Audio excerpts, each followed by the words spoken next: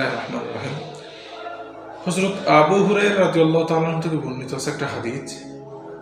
তিনি বলেন, রাসূলুল্লাহ সাল্লাল্লাহু আলাইহি সাল্লাম ইরশাদ করেছেন যে আল্লাহর কসম সে ঈমানদার নয়, আল্লাহর কসম সে ঈমানদার নয়, আল্লাহর কসম সে ঈমানদার নয়।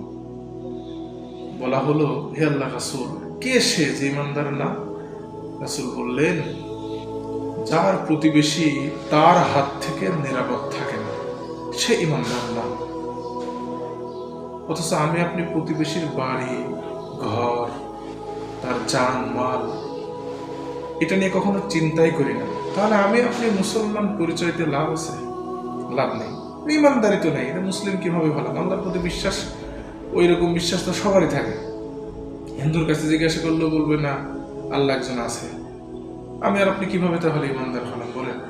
এজন্য ভাই, এমন কোনো কাজ করা যাবে না যে কাজের জন্য আপনার আবার ঈমান চলে যায়। প্রতিবেশীর হক নষ্ট করে ফেলি, প্রতিবেশীর কোনো কিছু আমরা ঠিক রাখতে পারি না। কারোর ক্ষতি না করলেও প্রতিবেশীর ঠিক ক্ষতি করতে হবে। আল্লাহ মাফ করুন ভাই। আল্লাহ তাআলা আমাদের এসব ফিতনা ফাসাদ থেকে নিজেকে রক্ষা করার তৌফিক দান করুন। আমিন। আল্লাহ মাফ করে দেন। আসসালামু আলাইকুম।